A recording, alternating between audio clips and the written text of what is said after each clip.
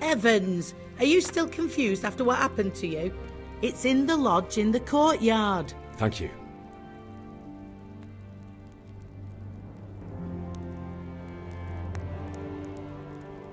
If I needed some food, who should I ask?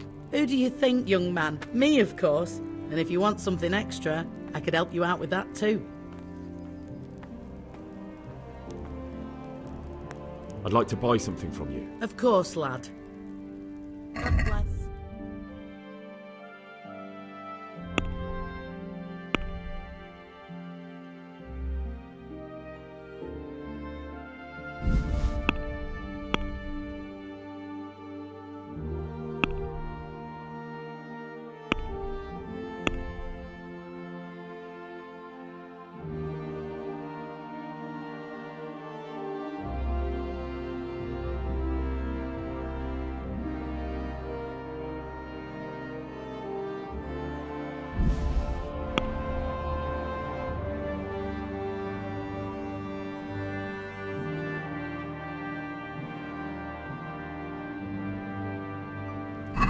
Can we do something about the price?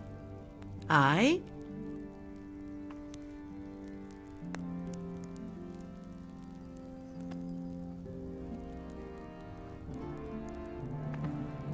Is this enough? That's better. Drop it a bit more and we'll call it a deal. I'll go for that.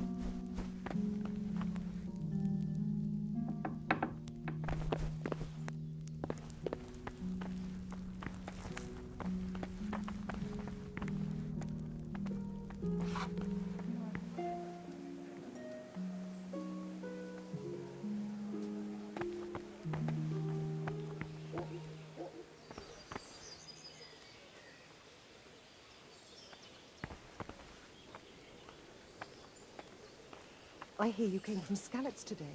It must have been terrible there. How did it happen?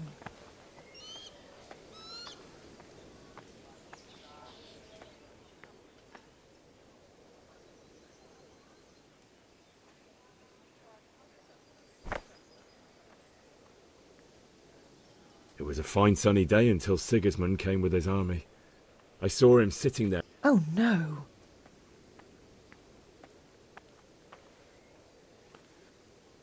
They began murdering. They cut down anyone who didn't flee to the castle and destroyed everything in their path. Terrible cries of the wounded and the dying. I'll never forget it. It was only by some miracle I managed to take one of their horses and ride here. How terrible. All the saints in heaven must have been watching over you to keep you alive. But you're safe here now.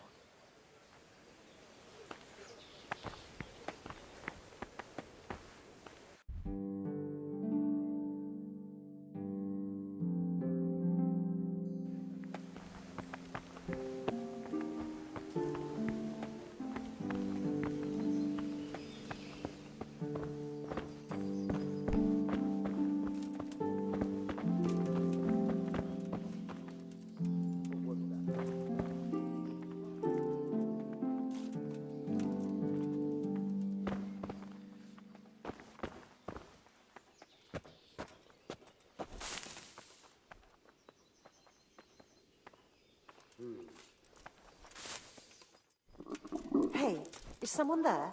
I must be going mad.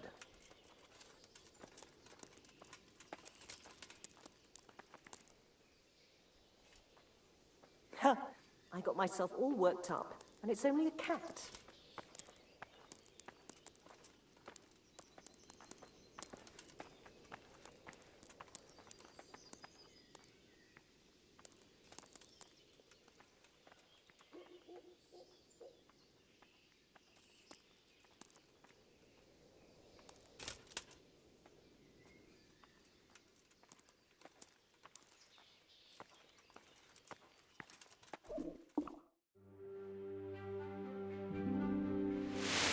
Today the patrols will be doubled. Keep your eyes peeled. If you see anything out of the ordinary, report it immediately. Understood? Yes, sir.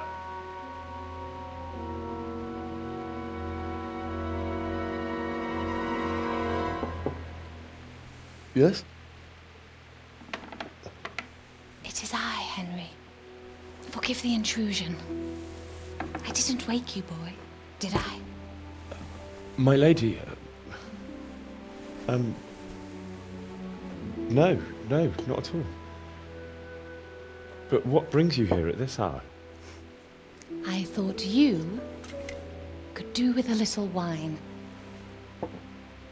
It's just what you need to help you sleep. My lady, thank you. You really shouldn't. You could have sent a servant. I was going to, but to tell you the truth, I couldn't sleep either. I thought of you while saying my prayers. How awful it must have been for you. I came to offer you solace, to let you know you're not alone. Thank you. Thank you kindly. You're welcome. Now, Henry, I know this is all very new and strange for you, but I want you to feel at home here. You're not to worry about anything except getting better. God knows you've been through a terrible ordeal. I know what it is to be left alone in the world, although your loss is much greater. But with God's help, the pain will ease in time. And it can help to talk about it, if you feel like it.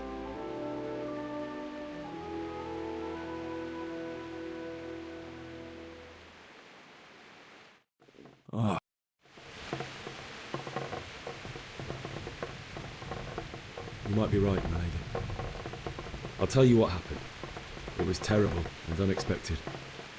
The day started just like any other. Father sent me into town on some errands.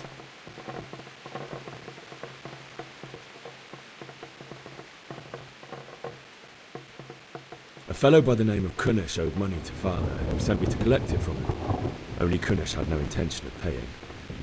It got a bit heated, as often happens when there's money involved, but Kunish still wouldn't cough up the coin.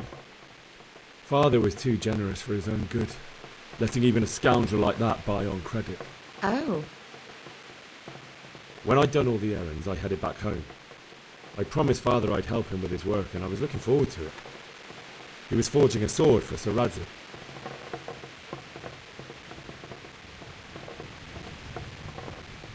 The sword was taking shape when Sir Radzik himself came to have a look at it. He praised Father's work and said that with his smithing skills, he could easily make a living in Prague or Vienna. You don't say. But Sigismund's horde was already on the horizon, ready to attack the town.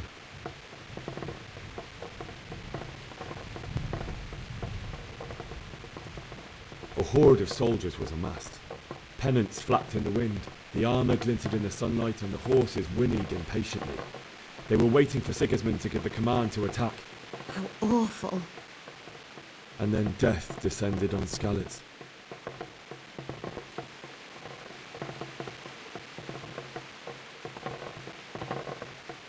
Father told me to take shelter in the castle while he went to get Mother. She was stranded in the town, surrounded by Sigismund's butchers. And then I saw him knocking down one human after another. I never saw him fight like that. But then the leader of Sigismund's raiding party, a knight in full armour, saw Father and charged at him. He cut down my father without a thought. And then he turned on my mother. And he murdered her in cold blood. You poor boy. May the Lord have mercy on their souls. I ran to the castle like our neighbours to take cover, but I didn't make it. I had to find another way to save myself. The men on the battlements called down to me to flee to Talmberg and warn you. I was lucky I knew a concealed path around the castle.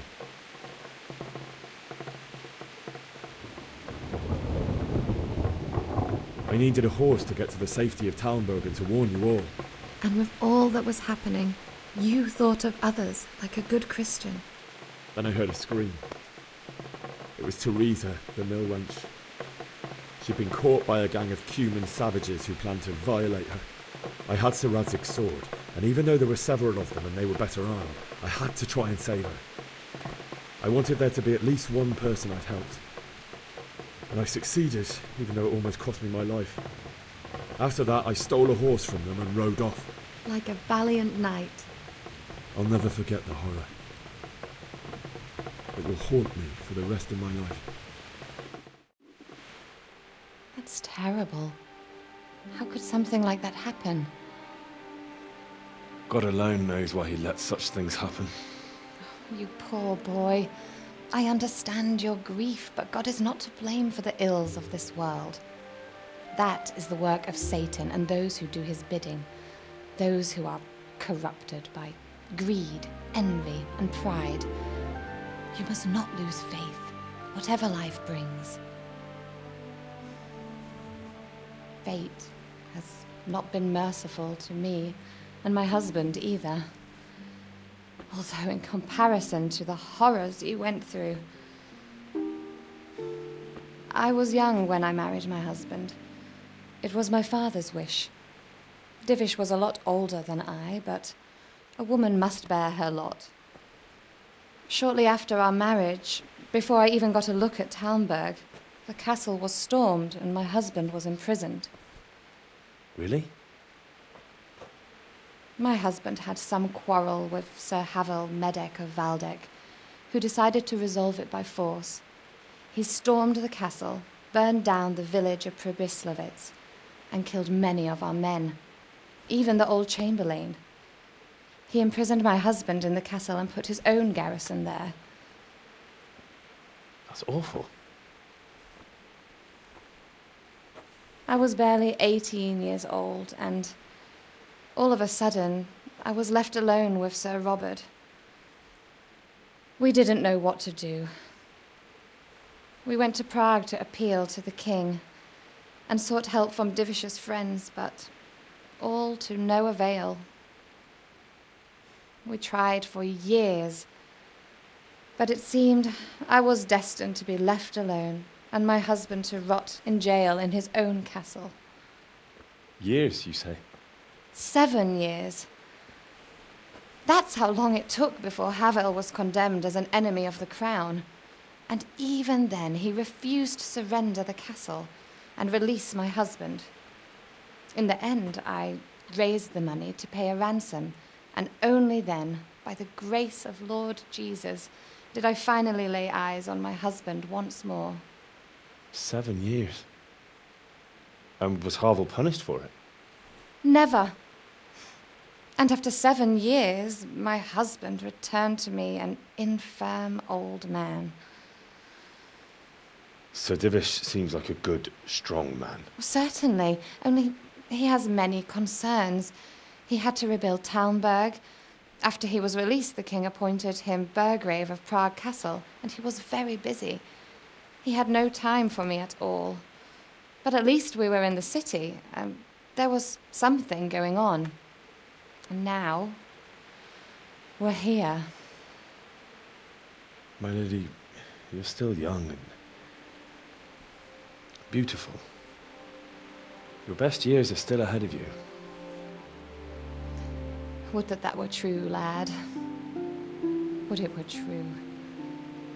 But what am I doing bothering you with this? You have troubles enough of your own. I'll go and let you sleep.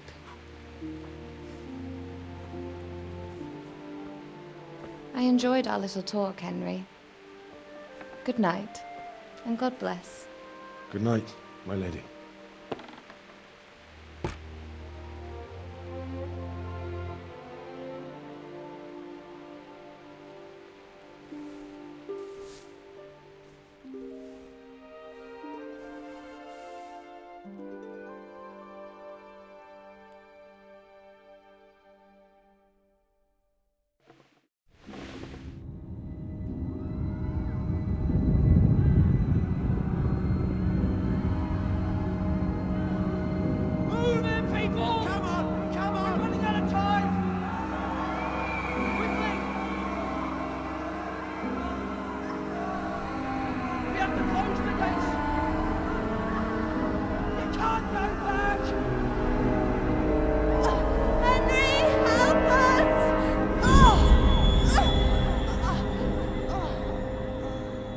Help us, son. Don't be a coward.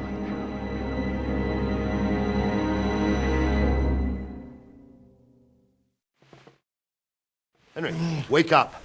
You don't want to miss this. What is it? What's happening?